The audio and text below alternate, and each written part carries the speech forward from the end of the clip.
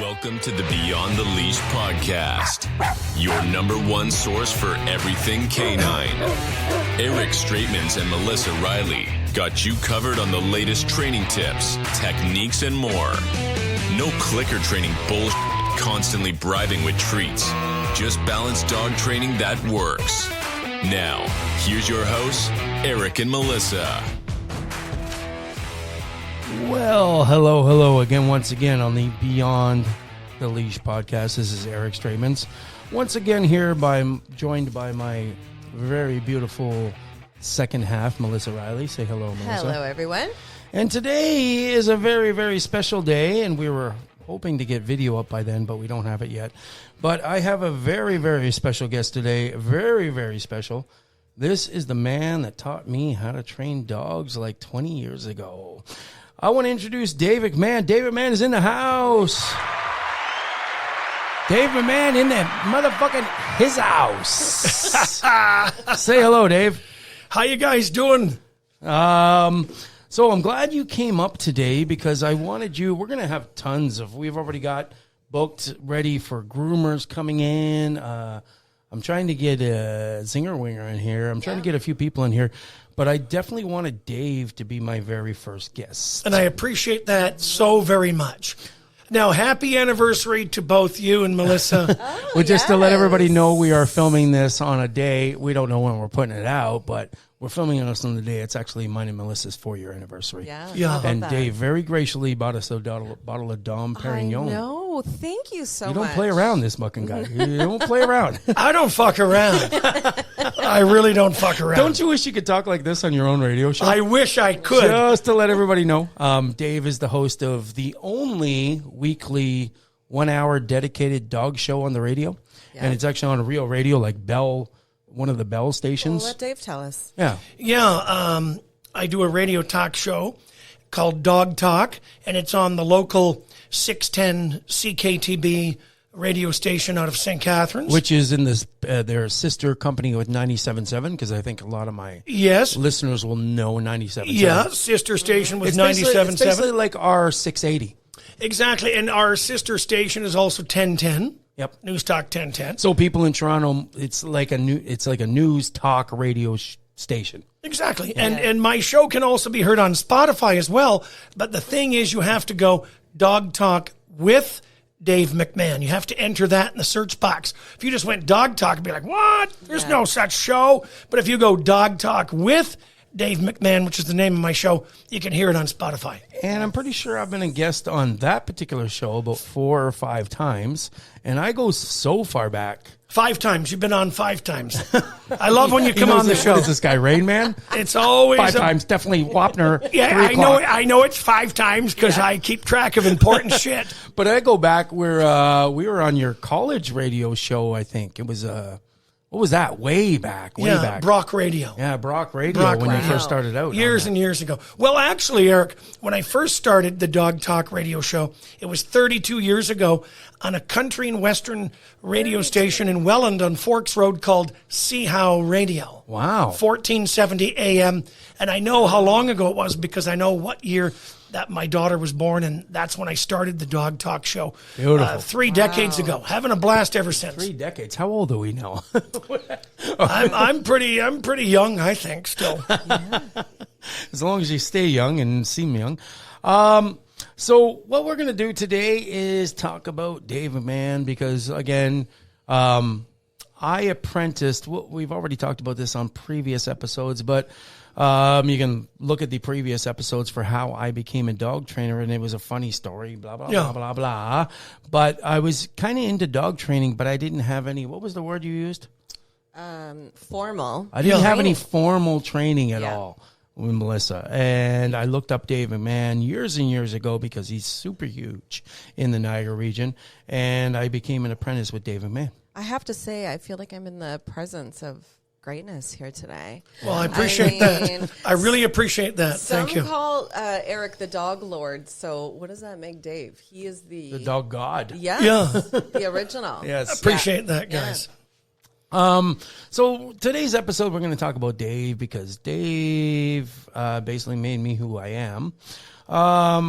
I'm not going to ask you how old you are, but how long ago did you start getting in? And I know the story. Yeah. You've told me, but because your mother was a breeder. Yes. I really look forward to sharing some of this information with your listeners. Oh, but let's wait before we even get there, because we haven't talked about this before. And before we even get there, so Paul doesn't give me shit, what are we supposed to talk about on everyone? Oh, yes. Everybody, please subscribe. Yeah. Subscribe. Right? Download. And don't forget to rate us. rate the podcast. And you can find us on everywhere. On Spotify, we're on Apple, we're on Google Podcasts, you name it, we're out there. Yeah. So this is Dave's first time at my new facility. I've had about 4, 5, 6 dog schools in my life. And this one I just signed a 10-year lease at, and I've really been looking for this my whole time. Dave just walked in for the first time today because the studio is actually in the dog school. So what's your impression of the place here? Well, first of all, congratulations on launching the podcast. This podcast was a great idea. I thought you should have done it years ago. I'm happy that you launched the podcast. You couldn't have anyone better beside your side than Melissa. Aw, thank you. Okay. Your I partner. love Dave. Yeah, no. And my first impression when I came in here is, holy shit, I love this fucking place. It's comfortable. It's bright. It's cheerful. It's the only problem is it's beside a strip club. But that's okay. It's not in the same building, but it's right over there, but whatever. Yeah. You know what I mean? That's okay. Yeah. Come and train your dog. Yes. It's in a very nice spot. Oakville's got Yeah. a lot of good people. Yeah. Mississauga, we're not too far from Brampton, and we're 20 minutes from Toronto, and we're also I measured it remember that time we drove from the Skyway Bridge in Hamilton? It's 13 minutes. 13 or 14 I mean, minutes. it's not like you're having the strippers entertain your graduates at the graduation. That would cost a lot extra. Yes. Yeah. I don't know. That would cost a whole lot extra. Yeah. So, I mean, congratulations again on the facility. It looks beautiful. Awesome. The rubber floor. Still not done. We're work in progress. It's very welcoming, and people are going to feel good when they come in here. Yeah. That's what I felt. As soon as I came in here, I felt good. I want this to be the dog destination, at least north side of the lake. Yeah. You can be the north. You can have the south side of the lake. And we send each other customers. I always get, Dave told me to come here. Yes. I'm in Toronto, and I can't drive all the way to his place, and I do the same for Dave. Yeah. Yeah, we're back and forth. We recommend each other. Yep. So let's go back to you. You were just a child. Yeah. Because your mother was involved. That's right. So I've actually I started the Dave McMahon Dog Academy exactly 34 years ago. So I've been in business as a dog training academy in the city of Niagara Falls for 34 years. So that is professional experience. And just to let you know, I bring you up a lot. Good. While I'm teaching, I talk about I Dave, appreciate that. And the key is what a character you are. It's a legend. Yeah. And your voice and your school is more half dog training school, half stand-up comedian. Oh, thank you. Yeah. Appreciate that. Yeah, so 34 years doing it as a full-time adventure, a full-time career, and still loving it every second today. It's not work. It's excitement. It's fun to me. But I have more than 34 years experience in dog training because I started dog training as a hobby. Well, the way it got started, it was my mother's hobby. She didn't actually train dogs, but dogs were her hobby. So what she did is she bred Great Danes and she showed Great Danes in a sport called conformation dog showing. Yep. So CKC type stuff. Canadian Kennel Club CKC stuff, where they exhibit the dogs based on a standard set by the Canadian Kennel Club. And she would bring the dogs in and show them, and they would be judged according to this standard on their height and their gait, how they would move their body according to breed standard. Yep. So it was my mom's hobby, but she would tote me around with her to dog shows as a child. I had no father growing up, and I wasn't a kid that was involved in sports. So my mother's hobby of dogs slowly became my hobby. So we were at a dog show one time, and I said, Mom, the conformation dog show stuff is kind of boring. I said, all they're doing is walking around in a circle, Yeah, it is. standing their dogs. She said, and I'm going to try and mimic her, but my voice is not going to be the same. Well, you go to the other side of the arena, and there's an obedience trial going on. I've never met your mom, but that sounds just like her. And you should go there because it'll be more interesting. Dogs are retrieving objects and performing to their master's hand signal.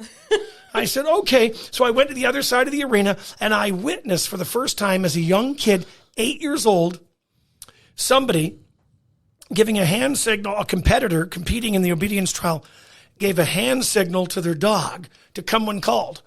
And this dog looked like a German Shepherd puppy. Later, I discovered it was a Belgian Malinois. That was the first time I laid eyes on a Belgian Malinois, 8 years old, blown away. The dog came when called immediately on a hand signal. Then the owner rubbed his scent on a dumbbell, which is a retrieving object for those that don't know. They number these sometimes. And these are all numbered. And then they put this dumbbell in a pile with other dumbbells, and they threw it on the ground. And the dog, his back was to this as it was going on. And the handler and owner said, search. And the dog went and retrieved the proper dumbbell with the owner's scent on it, brought it right back. And I was like, yes. And just for those of you that don't know this, these dumbbells literally look like dumbbells at the gym, and they're either made of wood or plastic, and they all look exactly the same. They're either white or wood, and they have numbers on the side. Yes. 1, 2, 3, 4. And there's usually anywhere from 6 to 8 of them. True story. And they can't see the number. Yeah. They just smell the one with the scent. So I was bitten by the dog bug of enthusiasm immediately. Yeah. Immediately when I saw that, I had feelings. My blood was electrified, much like a kid maybe going to watch boxing or a hockey game for the first time. I was like, holy shit, I got to start training dogs to do stuff like this.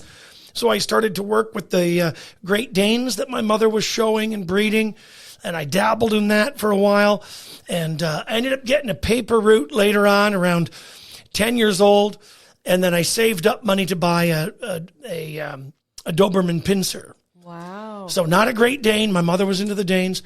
I saved up money to buy a Doberman Pinscher, bought the Doberman. And how old are you at this time? By the time I bought the Doberman, I was about 10 or 11. I was 8 years old at first with the Great Danes. Mm-hmm. By the time I was 10 or 11, that's when I bought the Doberman, took the dog to obedience class at a local kennel club in the Niagara region of Ontario. That was also CKC type. Yeah. And, because my mom was into that. So I just trained the dog as a handler and owner. I loved it. But here's a true story, Eric and Melissa. The first day of class, I was so enthralled with everything that was going on. Listening to the instructor and working with my dog and seeing the results immediately. The first day of class, I said to myself, I want to be an instructor someday. So maybe I was putting the cart. I was putting the cart before the horse. I tell Melissa, I came to you at about 27, 28 years old, I think. Yeah. I wish I would have got started 10 years, 20 years prior. I would have been so more advanced from what I am now. Yeah. And so then I started to put the Doberman into dog obedience competitions called obedience trials, and I would win titles. There's CD, CDX, utility. CD stands for companion dog, companion dog excellence, utility, and you'd have to get a passing score of 170 out of 200 points. I have the same test right now. Same test. I actually stole it from the American Kennel Club. Yeah. I'm too lazy. You made your own test. Yes. I'm too lazy. I just copied their test, took their logo off the top. Now That's it's my okay. test. You stuck to what was proven. And so I started to compete, and I loved it. I had never felt this form of satisfaction and gratification in my entire life that I did when I was accomplishing things with my dog as a youth, in obedience training. By the time I was 16 years old, on to my second Doberman, actively involved in taking dogs to a local kennel club, competing with dogs, having fun with my dogs. My buddies are going to boxing. No kidding. They're doing soccer, they're doing hockey, and they're doing martial arts. I'm the oddball kid going to obedience competitions with what does my that dog. mean? I'm oddball kid. You That's just called so us all an impressive. oddball. If we love dogs, we're oddballs. I was like, they were like, my one buddy was like, I want to come with you to one of these obedience trials. Like, what the hell is going on with your going to dog shows with your mom? I've been telling everybody for years, I'm big into the guru, Tony Robbins type stuff, Gary Vee. Yeah. If you do something you love, I don't care what it is. If you love stereos, if you love gym, if you love whatever, put in X blank, whatever. If you do that for a living, you don't even have to try to make money because it's your passion. Yeah. True. Just to let everybody know, Melissa, when I met her, she was a very popular makeup artist. And she tells me a story that when she joined the makeup artistry, they asked her what would she do if she wasn't a makeup artist. Yeah. And what'd you say? I said I think I'd be a dog trainer. And speaking to exactly what you just said about that feeling of gratification or like for accomplishing something or achieving, it was right up there with me after having kids. Me training the dog to the level that I got him to was one of my biggest accomplishments. And I'm still proud of that. Yep. Yeah, and you should be. And it's a feeling that you'll remember forever. Yeah.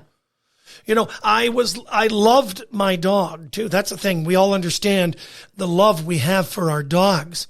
But I also fell in love with dog training. Yeah. Which is an entire different entity on its own. I mean, you can love your dog.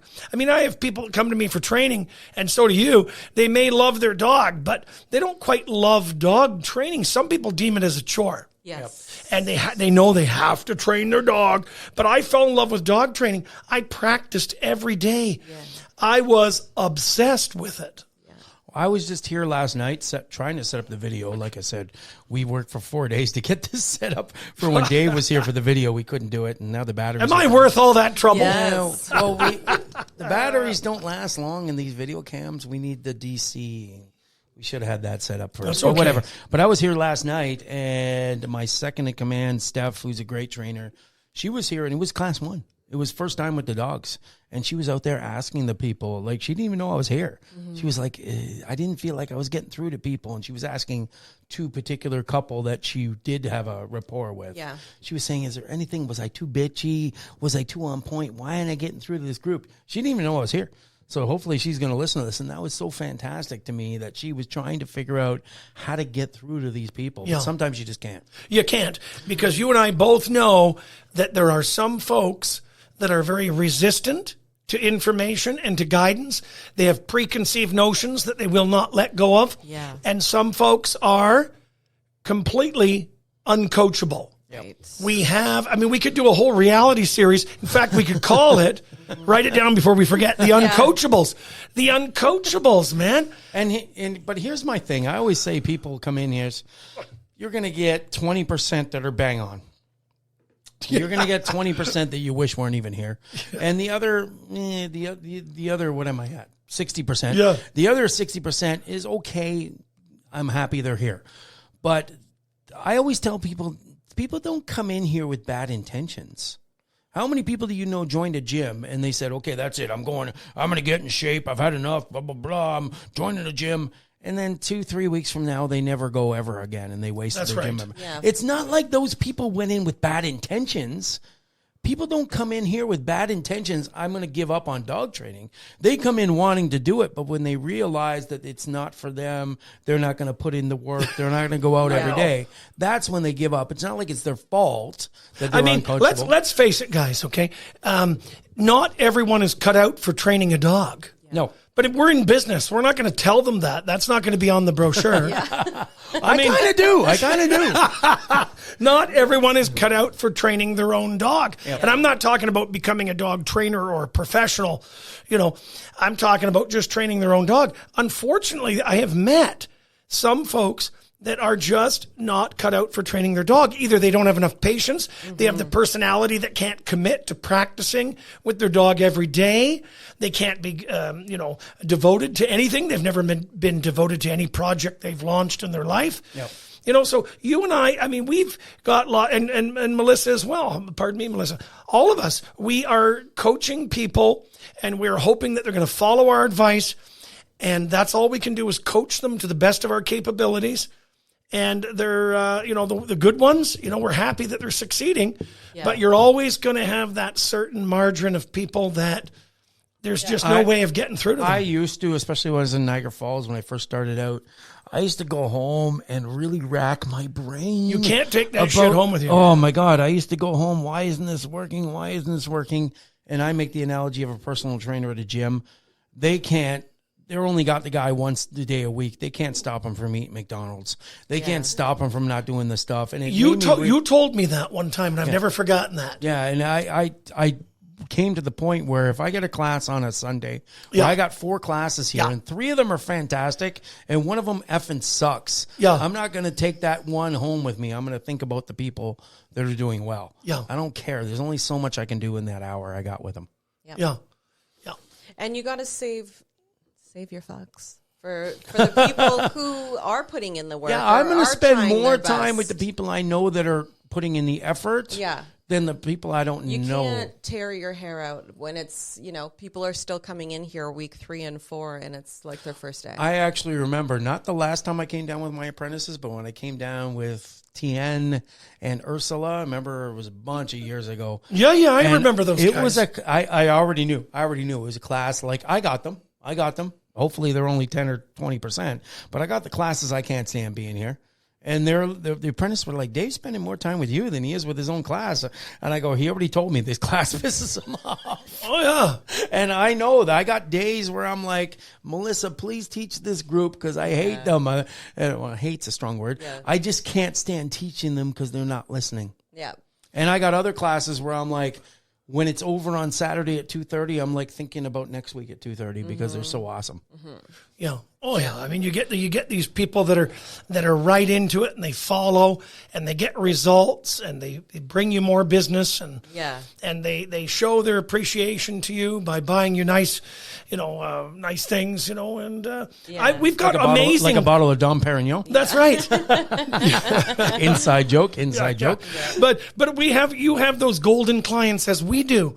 Yeah. And we love them. Oh, I love all those golden clients. Yeah, they're fantastic, and sometimes you only need 2 of the golden clients. But you get some of these everybody else on board. You do get some of these people that are fucking out to lunch. Yeah. I mean, the other day, here's an example of somebody who was out to fucking lunch. The other day, this guy says to me, "Do I have to stay for the class?" I said, "Yeah." He goes, like, "What time does it finish?" He was handing me the dog.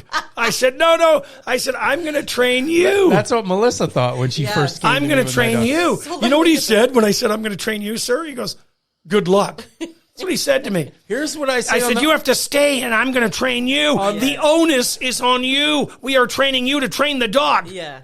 I tell everybody on the first day when you're here without dogs, I do the same thing you do, of course. I say, guys, look around this room. I go, your dog's not going to learn shit in this hour. Let's say it's Sunday at 1 to 2. I go, your dog ain't going to learn shit here Sundays 1 to 2. Your dog's not going to learn anything. I'm going to teach you. You're going to go home on Monday, Tuesday, Wednesday, Thursday, Friday, Saturday, and you're going to teach your dog. And then we're going to learn the next thing. Your dog's not going to learn that here. The dog actually learns nothing in the school. The dog's going to learn at home. Yeah. So I need to be, again, like I said, coachable. I run contests in my class where I offer $50 for people to answer a question.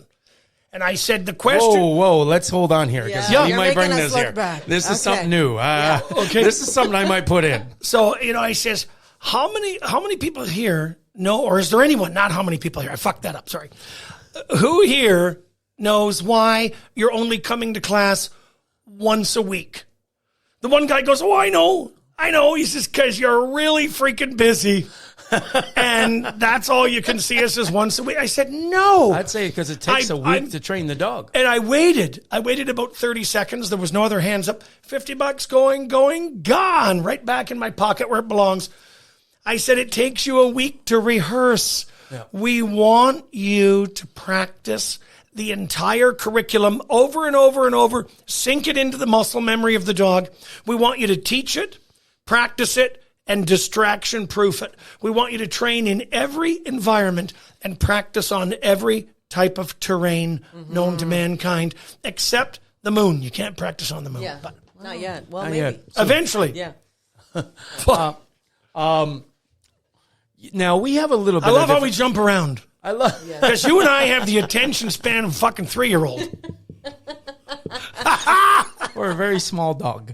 I don't think that we ever finish a conversation. No, that's how never. it goes with you guys. Now we have a little different styles, and trust me, most of my stuff. Well, we do. I'm a little more hard-assed, I think, than you. I'm a little more. You think I got soft with age a bit? No, I don't. Not even soft. You're just a little more fun, semi-erect, a little more comedian. Myself, everybody knows, and Doug. I don't know if you know this. You probably read it on Facebook or whatever. Probably. Clients gave me this. I'm known as we have these with it on the back saying, I survived the Gordon Ramsay of dog training. Mm-hmm. I'm known as the Gordon Ramsay of dog training, so I'm a bit of an ass. Either you get it together right now or fuck off. Wow. So I'm like the Gordon Ramsay of dog training. You're a little more nicer with them. Yeah. I don't know if you're much of an ass as me. Well, let me tell you, I don't know if I'm as much of an ass as you. I don't know. We'd have to have people vote and determine that. But here's what I do know. A client of mine is a professional female hockey coach. She told me my coaching style is open, honest, and direct. Yes. And I said, well, thank you. She says, no, this is a style. I said, well, all right, fine. She goes like, that's what you are. I said, okay. Is that good? She goes, yeah. That's why I keep bringing 5, 6, 7 dogs to you, you know. I said, great. So apparently I'm open, honest, direct, and I know that you are open, honest, and direct. But I also know that you're a loving, caring human being, and you want every client to succeed. And if people only got that through their thick fucking skulls. Yeah. I have a Am client. I swearing too much on here? No. This is not Bell Media. We're allowed to swear. This is a curse-friendly environment here. We just actually talked to him. We're going to bring him on as a guest because he came up with the idea of bringing on past clients. Oh, yeah, Roger. I have this client that came in and his Comet with a K. When he came in, it was a Australian Shepherd. Yeah. Australian Shepherd puppy, like 4 months. And this guy came in with marks all over his arm. All like he looked like he fought Freddy Krueger. And I'm hard ass. And ever since he left, his dog became intermediate advanced. Been years since he's been to the school. Hall of Famer. Yeah, Hall of Famer. But me and Melissa both saw him at Costco recently, and I was like, and he sends me people. Everybody's like, oh, I know Comet's dad. And I stopped. How do you say his name again? Comet. Like Comet. The Comet, not with a C. But with a K. I got you. Sorry. Great dog. And we saw him in Costco, and I said, hey, I just want to appreciate all the people you're sending me, but I hope you tell them, if you're your friends, what they're getting into. And he said, Eric, I tell them one thing. I say, this man is going to care extremely for your dog, but he ain't going to give a fuck about your feelings. And I was like, that was the best thing I ever heard, because that is what it's all about. It's about caring for the dog and getting the people on board. Yeah. And whether he gives them the injection of reality prerequisite to them starting, or whether they discover it immediately at the first class, that is the truth. Yep. Yeah. You care about the dog. I know that you love dogs, both you and Melissa. You love dogs, and you care about dogs. You have your own dogs. You want the best for your clients, and people need to know that. Well, let's go back to the Gordon Ramsay. Either you get it together right now or fuck off. I love Gordon Ramsay. The one episode, he was giving somebody shit, and he said, hey, you over there standing in the fucking corner like a little scared fucking squirrel. You sound a little Scottish, not English. Yeah, I can't do it. I fuck up my accents. Hey, speaking of accents, guys, apparently my wife tells me when I get off the phone with a client that has an accent, that I start to talk to her with the accent. Osmosis, I too. Do you? Will You take on their whatever fucking accent? And I know sometimes I wonder, is it rude? Is this rude? Okay. Let's go back to Dave, since we weren't we're a little off topic. When I met you, it had to be 1991. I might say 2001. I always say that. I put 2001. I put it back 10 years. 2001, 2002. Men are bad with dates. Been around there. Yeah. You were on the McLeod Road and QEW. Yes. In Niagara Falls. Yeah. Tiny little spot, kind of like when I started. Remember that you came little to hole my in the wall. Yeah. Remember that place when I was in Niagara Falls you came into? It was about the size of a closet. And we had the grooming up front. But that wasn't even your first dog school. Where was your first dog school? My very first dog school was in my backyard. That's a good spot. That's real good rent. I started, that's fucking cheap rent, low overhead. I started doing private lessons in my backyard. One client at a time, right? Private lessons. Then I started to do house calls. So I was doing in-home training, okay, just like the dog whisperer pulls up in his nice little Jeep to your home. I was pulling up. Know my opinion. I was pulling up in a 73 Maverick. It was blowing black smoke and had definitely, you could tell it needed some body work. I would pull up, cash only, please. And I would be doing house calls at the client's house. It's a true story. That's amazing. And then I started to get so many house calls that I had to rent a hall. I was like, I got to start doing group classes. Yep. I rented a hall one night a week. Then I started to rent a hall twice a week. And then 3 times a week, 4 times a week. Finally, the hall said, you're hogging all the nights.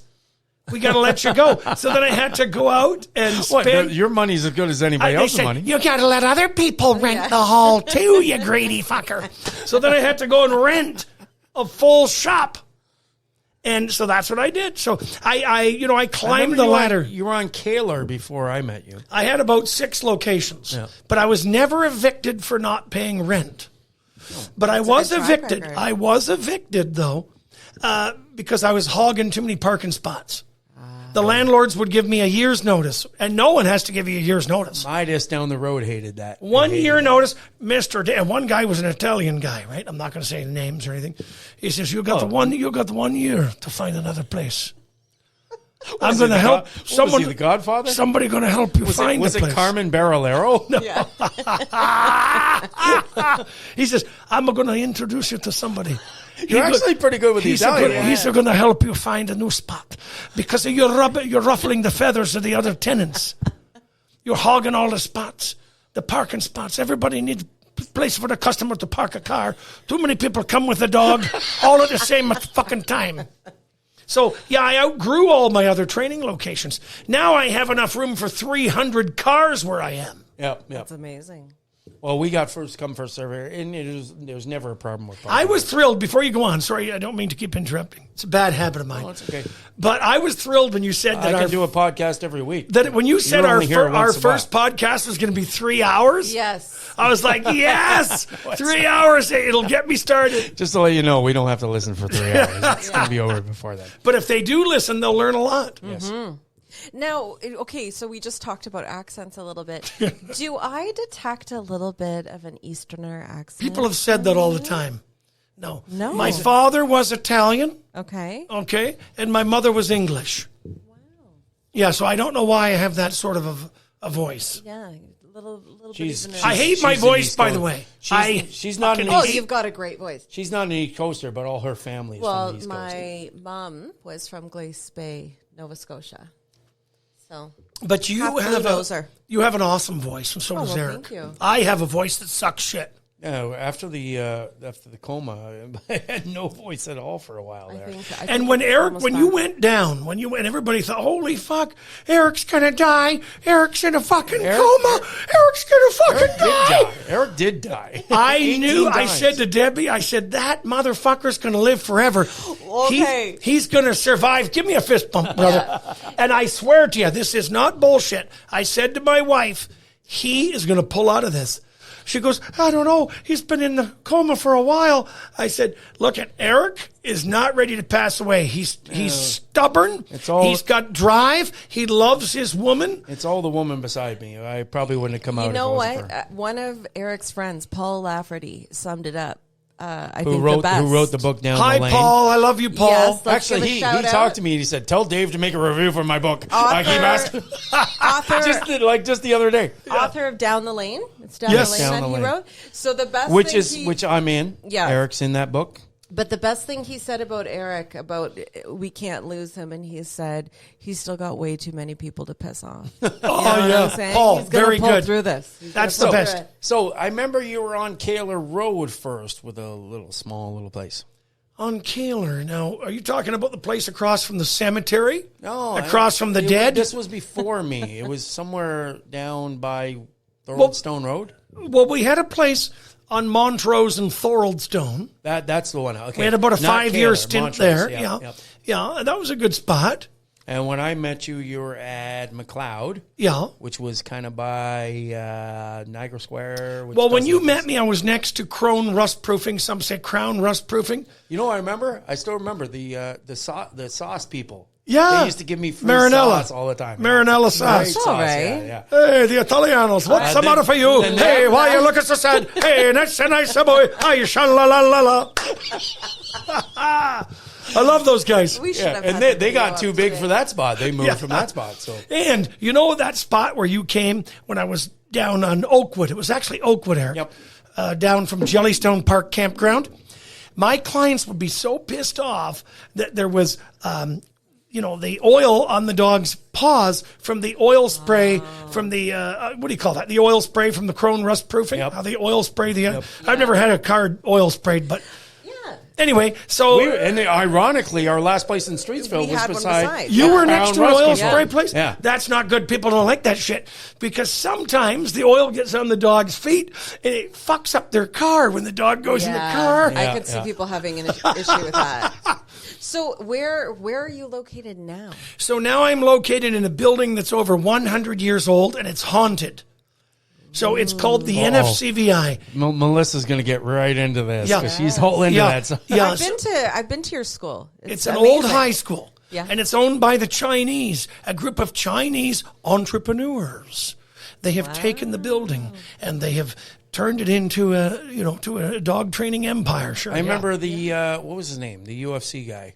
Harold He Howard. used to be a bouncer at my club. Yeah. in Harold Niagara Falls. Howard had his action karate dojo down the hall from my Dave McMahon training studio. cute. And when Harold Howard would see me, he'd always say, Canine Sensei Dave, how are you, Canine Sensei Well, Dave? he kind of got crazy. He ran his car into the casino at one point. Oh, yeah. God love He Harold. was kind of insane. Yeah, guys but that's got what he would. so I many loved stories. it. Paul that he- Lafferty's a good friend of his. Yeah, I used to love when Harold would salute me because he'd be out with his students jogging around the school and we shared the same facility. But he'd always, Canine Sensei Dave. He'd stop his karate class to say that to me. I think your spot is really great I love because it. it's an old high school and you do a lot of stuff that I don't do that I could do. But I like your spot better than mine, Eric. I don't know if Because that you was- have nice fucking windows and yours is more homey. I don't know if that was Is sarcastic homey a or good not. word? No, but you do a lot of the scent work, which I could do. I don't have time to do it. I could do agility. I could do protection. I just don't have time. But that's great for the scent work. I've been down to lockers your place. because I train dogs for yeah. narcotic scent detection, right? In case a client of mine loses their weed because potheads are very forgetful. So if you misplace your weed, we have dogs that will come to your house for a small fee and we'll find the weed. Well, I tell That's people, essential. I tell people that I know that sell stuff, put dog toys in the ground because they don't know they're searching. That's what nobody understands. They do not know the dogs don't understand they're searching for coke. They're searching for weed. They think they're searching for a dog toy. Speaking of coke, okay, speaking of I don't blow, do that anymore. Speaking of the devil's dandruff, as some Yes, call it, yes. okay? I remember a time when I took 1/4 gram of cocaine into a little paper packet and folded it up. Maybe it was 1/2 gram of cocaine. And I said to Eric, who was apprenticing with me at the time, can you please hide this 1/2 gram of cocaine somewhere in my dog academy so that my Belgian Malinois Simba, the great Simba, was awesome. he will search it and he will find it. And dog trainer, just let You me had cut it. real Let me cut in here. Yes. Let me cut in here. You just have ruined to my- when you're a dog trainer. You just have to ruined have my- real I thought cocaine. there was like a synthetic. You just cocaine. ruined what I was going to say. Okay, we well, here- can. What's the name of the company? We can get Pseudo-synthetic. stuff. But me and Dave used to use. We said we're going to cut. We used through to all of use that. real I'm pretty sure this cocaine. was real, but Yeah. but this is a quick story, and Eric will remember the story. And I said, Eric, hide it somewhere where you think the dog will never find it. So what Eric did Did he hide it in his is nose? Eric took I don't know. a jackknife or a butter knife. Yeah, I think it was a little. Oh, like, it's coming back to him, yeah. and he unscrewed a plug The outlet. cap, an outlet. You know the outlet on the ground. Okay, and he put the little piece of paper with 1/2 gram of cocaine in there. That's and then he incredible. put the cover on and he screwed it back on. He says, now bring out the big drug dog, see how well it does. And he loved my Malinois. I mean, that's why I That's why he inspired has inspired Malinois. Eric to get his first Malinois. Pepe's still here. He He's fell still in love alive. with Malinois because of mine. Yeah. Not to want to take credit for everything, but at least half of it. Yes. But anyway, so I bring in Simba. Search. And that Malinois of mine is searching. Finally, He indicates it, right? Boom, I give him the reward. Eric goes, wow. It sounded like it was minutes. It was like a minute and a half. A minute and a half, searching the room. The dog sat. Scratching boom, at the wall. Incredible. Active indication, that's true. Yeah, I do passive indication now. Active indication, scratching at it. Boom, found it. So then I said to Eric, okay, can you get that back out? We might need that for later, for more training, of course. That's what I meant by we might need that for later. Yeah, for more training with the dogs. We don't do that. Because we never did cocaine at we that say no to drugs. There's a reason I had heart problems. Yeah, and so Eric, he takes this butter knife or jackknife. But that was years ago. And he opens the, what do you call it, like as a screwdriver. He uses a jackknife as a screwdriver that he had. And he takes the lid off, and then he tries with Eric's got, good-sized fingers. Oh, my God. Yes. I didn't know that I was going to tell that fucking story. I forgot. So Eric, he's trying to get his big, fat sausage fingers, which are bigger than my you-know-what. This part. And he's picking at it. I said, what are you doing? He goes, fucking thing is way back in there. So he gets the knife, and he sticks it into the socket, or not into the socket, but on the side of it. And all of a sudden, I heard... And I'm kidding you. I'm not kidding you. Sorry. I kid you not is what I wanted to say. Eric jumps back. He goes, fuck. He says, I might have landed on the ground. He landed on the ground. This is a true story, Melissa. It blew a hole in his jackknife. It blew a fucking hole in it. There was literally a hole in the, I can't make this shit up, man. Oh, my God. It blew a hole. I said, Eric, that could have killed you. But nothing will kill Eric. He's more of a cat with the 9 lives. Only the good die young. You can't kill Eric. I'm on the 8th one, though. I got to watch myself now. You got to slow down. You know what I remember? Okay, now, I don't know if you remember this, but a lot of your apprentices at the time, and let's talk about this. Yeah. How many years have you had apprentices? Oh, I've been training trainers for probably... 25 years or 27 years out of the 36 years. I remember going to some of your school. We got a few, but I can go down there on a Thursday and there could be 9, 10 apprentices. Well, currently there's about, I think there's maybe about 5 staff, people that I'm paying. Yep. And I think there's only 1, 2, 3, 4, maybe 4 apprentices currently. So you are right. There was a time when there was, just as many apprentices as there were students in the class. Yeah. But no, there's more employees now. Apprentices, I don't pay the apprentices jack shit. Not because you're on my show. I want to ask you something, and I already pre-planned this. Out of the 20 years, who is your most successful apprentice? You've got the tenacity of a Belgian Malinois. You've got the dedication of a Belgian Malinois. You've got the trainability, the tactability. You are the one that has gone the furthest. Your passion is unmeasurable.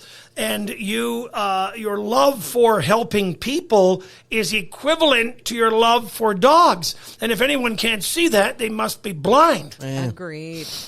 Have you had any blind clients? Yes. I've had deaf clients were actually brought in. I paid for a American Sign Language. Yes. Holy shit.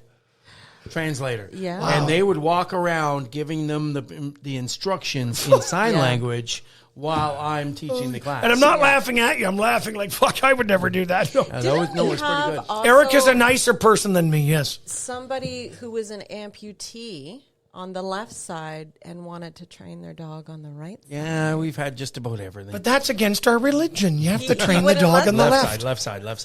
Would he wouldn't let him know. And here's something I remember, and at the time I didn't understand, but I know now. And I was a little different of an apprentice because of my bar hours. Most of your apprentices are teaching group classes. I was helping you a lot in the daytime with privates. Yes. Thank God you had those at the time. And that's kind of where I went to when I first got away from you. And now I realize I love groups more than privates. But I'll never forget my first day, and I still remember. I walk in, and I'm not ready. I'm not ready. I'm not ready at all. I'm like psychologically or physically or mentally? Both. I'm not ready to teach. I'm not good enough yet. I've been there 4 or 5 months. And Dave walks in the building and he says, "Hey, I got 2 women coming in. I'm leaving. Bye." I'm going for McDonald's. And See you later. I don't know if you remember this, but it was it was a dentist, and it was his wife and daughter. Oh, yeah. And they had these 2 little white dogs. And now I know that they were pain in the ass clients for you. And you were like, I'm going to give them to Eric. You want to be a dog trainer? You better deal with this. Yeah. And you threw me on the spot. And I was like, where are you going? It was good for you. You just left. You went for lunch or whatever. And I'm like, holy fuck, how am I going to teach? I don't know. And here's the funny thing. Those people ended up being one of my first clients in my school. Yeah, they liked you more than me. But I already know they pissed you off. Like I got those 2. Claudia, has Claudia ever reached out to you? She might have. I know a few Claudias. She runs. What's her dog thing called? Babe. Is she in Niagara Falls? She does like dog leashes and collars. Dapper Dingo. And I did the same thing to her. I was like, I can't stand this client. I'm going to give her to Claudia. Yeah. But that's how you learn. That's how you learn. You learn with the bad clients. I always tell my apprentices, I don't want to give you the good classes. Yeah. I want to give you the bad ones. That's how you learn at this. You learn by handling the difficult people. Yes, absolutely. Now, how often do you have to expel people from your class? You had mentioned earlier do you have to expel some people now and then? I've never expelled people. I just let them leave. I become such a pain in the ass that they don't even want to show up. Mm-hmm. Yeah. If you're not going to learn, you're not going to show up. Do you actually expel people? I have expelled people that are impossible. I mean, it's few and far between. We don't do I think maybe last year I expelled 1 person. Just like as far as recommending that people euthanize their dog. Last year, I recommended 1 person to euthanize their dog. The year prior, I think it was 1 person. It's got to be pretty extreme before I recommend that they put the dog down. And I always say this. Certainly consult with your vet. Tell your vet what my findings are. Get your vet's opinion, and also, by all means, check with another trainer. They always come back to me and say, I checked with another trainer, talk to the vet, and yes, the best thing to do is put the dog down.